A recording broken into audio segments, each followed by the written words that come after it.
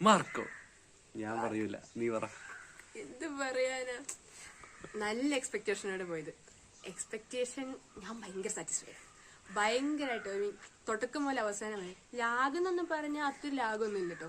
പക്ഷെ തുടക്കം നല്ല ലാഗാ. താങ്ക്സ് എന്ന് പറഞ്ഞോണ്ട് കുറെ പേരുടെ ലിസ്റ്റ്. നമ്മൾ മൂവി സ്റ്റാർട്ട് ചെയ്യാൻ കുറെ വെയിറ്റ്, ലാലേട്ടൻ മുതല് ദിലീപേട്ടൻ, കുറെ പേര്, എല്ലാവരുടെയും ഇതുണ്ട്. പിന്നെ ടൈറ്റിൽ കാർഡ് അടിപൊളിയാ. പിന്നെ ബാക്ക്ഗ്രൗണ്ട് തുടക്കം മുതൽ അവസാനം വരെ ആ മൂവി ക്യാരി ചെയ്യുന്നത് ബാക്ക്ഗ്രൗണ്ട് ആണ്.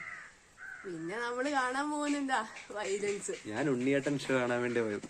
പിന്നെ ഫൈറ്റ് എന്ന് പറഞ്ഞാൽ നല്ല പണി അറിയാവുന്നവൻ ചെയ്ത് വെച്ച മതി. അത് വെച്ചാൽ ഒരു 5 മിനിറ്റ് ഒക്കെ ഡ്യൂറേഷൻ, സിംഗിൾ ടേക്ക് ഫൈറ്റ് ഒക്കെ ഉണ്ട്. അതൊക്കെ കാണണം. ചുമ്മാ ഒരു സ്റ്റേറിൽ ഇങ്ങനെ കയറി പോണ ഫൈറ്റ് ഒക്കെ അതൊക്കെ എങ്ങനെ എടുത്തു വന്നു. ഹാഫ് കഴിഞ്ഞിട്ട് വരുന്നൊരു ഫൈറ്റ് ഉണ്ട്. അതെന്ന് പറയുമ്പോൾ ഒരു 3-4 മിനിറ്റുള്ള ഫൈറ്റ്. പക്ഷെ അതിന്റെ ഒരു 1.5 മിനിറ്റ് എങ്ങാണ്ട് ഒരു ബാക്ക്ഗ്രൗണ്ട് സ്കോറും ഇല്ലാതെ ഫൈറ്റ് സൗണ്ടിൽ മാത്രം ഒരു ഫൈറ്റ് പോകുന്നുണ്ട്. ഓ അടിപൊളി. പിന്നെ ബ്രൂട്ടൽ എന്ന് പറഞ്ഞ അതിപ്പോ നായകന്റെ സൈഡാണെങ്കിലും വില്ലൻ, എല്ലാവരും വില്ലന്മാര് തന്നെ. Full brutal. പിന്നെ മെയിൻലി പിന്നെ മെയിൻലി പറയാന്ന് വെച്ചാൽ നമ്മുടെ സിനിമോട്ടോഗ്രാഫിയാണ്. സിനിമോട്ടോഗ്രാഫി ചെയ്തേക്കുന്നത് ചന്ദ്രു സെൽവരാജും അതുപോലെ തന്നെ ഷെറി മുഹമ്മദാണ്. എന്ന് വെച്ച് കഴിഞ്ഞാൽ ഉണ്ണിമൂന്തൻ മാത്രമല്ല, വില്ലന്മാരുടെ ആണെങ്കിലും ഓരോ ക്യാരക്ടറെയും കാണിക്കുമ്പോൾ ഒരു സ്വാഗ. അത് ഉണ്ണിമൂന്തനൊക്കെ പറയുമ്പോൾ എത്താങ്കളി എന്ന് വെച്ചാലും പൈനൊടുക്കത്തിൽ നിൽക്കാണ്. ഭയങ്കര സ്വാഗം. പിന്നെ മെയിൻലി എടുത്ത് പറയേണ്ടത് ഉണ്ണിമൂന്തന്റെ സ്റ്റൈലാണ് കേട്ടോ. കൂളിംഗ് ഗ്ലാസ് ഒക്കെ ഭയങ്കര ഇഷ്ടപ്പെട്ടു. പിന്നെ പ്രസന്റേഷൻ, ഡിഫൻഡറിന്റെ presentation, oh my god. Defender range recent കുറെ പടങ്ങളിലൊക്കെ ഡിഫൻഡർ ഭയങ്കര കോമൺ ആണ്. പക്ഷെ ഇതിന്റെ അകത്ത് ഡിഫൻഡറിനെ കാണിക്കുന്ന ഒരു പ്രത്യേക രീതിയിലാണ്. പിന്നെ പടത്തിന്റെ ഫസ്റ്റ് ഹാഫ് എന്ന് പറയുമ്പോൾ മെയിൻലി ഫോക്കസ് ചെയ്തേക്കുന്നത് ക്യാരക്ടർ ബിൽഡിംഗ് തന്നെയാണ്. ഒരു നല്ല സ്റ്റോറി ഒക്കെ ഉണ്ട്. എന്ന് വെച്ചാൽ നമ്മൾ കണ്ടുമടുത്ത സ്റ്റോറി തന്നെയാണ്. പക്ഷെ സ്റ്റോറി നമുക്ക് ഭയങ്കര പ്രെഡിക്റ്റബിൾ ആണെങ്കിൽ പോലും നമ്മൾ കാണാൻ പോകുന്നത് വയലൻസ് എന്നൊക്കെ വെച്ച് പോകുമ്പോഴത്തേക്കും നമ്മുടെ എക്സ്പെക്ടേഷൻ അടിപൊളിയായിട്ട് കിട്ടുന്ന കാര്യമാണ്.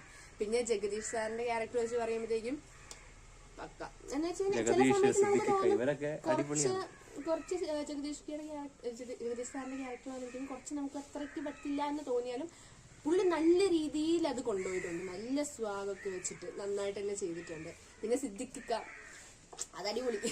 അതെന്ന് വെച്ച് കഴിഞ്ഞാൽ അവരുടെ വീട് കാണിക്കുന്ന സീനൊക്കെ ഉണ്ട്. നമ്മുടെ ഏത് മൂവിയായിരുന്നു? നമുക്കാണ് ഭീഷ്മപർവത്തിലെ മൂവിയാണ്.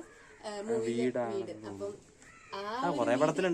ആ വീടിനെ നല്ല രീതിയിൽ അവർ എക്സിക്യൂട്ട് ചെയ്തിട്ടുണ്ട്. അവിടെ ഒരു ഫൈറ്റ് ഒക്കെ ഉണ്ട്. ക്ലൈമാക്സ് ഫൈറ്റ് ഒക്കെ അടിപൊളിയാണ്.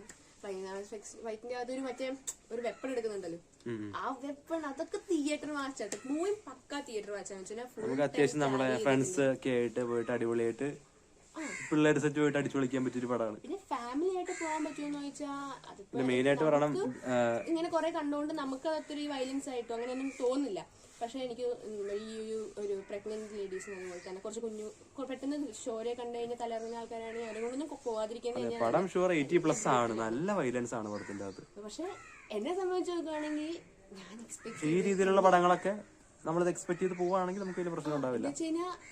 പടം എങ്ങനെ കാണുന്നത് വെച്ച് കഴിഞ്ഞാൽ അടുത്ത് ആരെ കൊല്ലുന്നു, എങ്ങനെ കൊല്ലുന്നു, ആരെ കൊല്ലുന്നു നമുക്കറിയാം, എങ്ങനെ അവരെ കൊല്ലാൻ പോകും, സിമ്പിൾ തിങ്സ്. പക്ഷെ അവരെ കൊല്ലുന്ന രീതിയൊക്കെ അടിപൊളിയാണ്. ഭയങ്കര എൻജോയ് ചെയ്താണ് കണ്ടത്.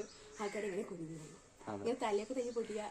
പിന്നെ ആ ചെവി അടിച്ചെടുക്കുന്ന സീനൊക്കെ കണ്ടല്ലോ, അതൊക്കെ ചെറുത്, അതിലൊക്കെ വലിയ സാധനങ്ങളൊക്കെ ഉണ്ട്. കൊറേ സാധനം.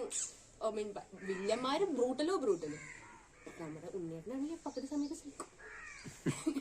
അങ്ങനെ ഒരു ഡയലോഗ് ഉണ്ടല്ലോ, കുടുംബത്തെ ഒരാൾ ഗുണ്ടയും ഒരാൾ സൈക്കോയും, അങ്ങനത്തെ ഡയലോഗ് പറയും. പിന്നെ മൂവിനകത്ത് എനിക്ക് കുറച്ച് ഇതായിട്ട് ഡൈജസ്റ്റ് ആവാൻ പറ്റാത്ത വെച്ച് കഴിഞ്ഞാൽ മൂവി ഭയങ്കര കുറച്ച് ലെവൽ ഹൈ ആയിരുന്നു. പക്ഷെ നമ്മൾ മലയാളം ഡയലോഗ്സ് എന്ന് പറയുമ്പോഴത്തേക്കും ആ ഡയലോഗ് പല സ്ഥലത്തും അങ്ങനെ ആപ്റ്റായി തോന്നി. ഡയലോഗ് നമുക്ക് ചെറിയ കോമഡി പോലെയൊക്കെ തോന്നും. പക്ഷെ അടുത്ത സീനിൽ അത് കവർ ചെയ്യും, ഹൈ മൊമെന്റ്സ് വന്ന് കവർ ചെയ്യും. പക്ഷെ എനിക്ക് ആ അത്രയും ഡയലോഗ് വേണ്ടെന്ന് വെച്ചിട്ടുണ്ടെങ്കിൽ അതങ്ങ് കണക്ട് ചെയ്ത് പോകുന്നില്ലായിരുന്നു.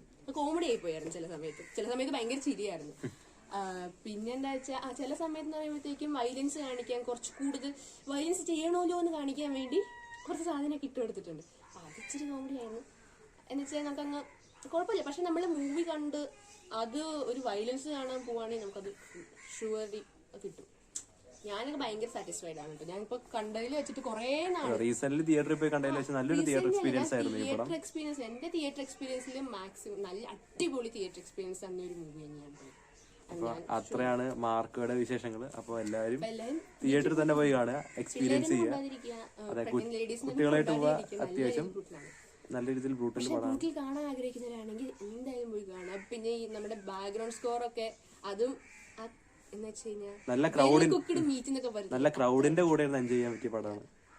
അതില്ലെങ്കിൽ നല്ലതാണ്, ഭയങ്കര ക്രൗഡ് വേണം അന്നേരം പടം ഹിറ്റ് ആവുള്ളൂ. ക്രൗഡ് വേണം.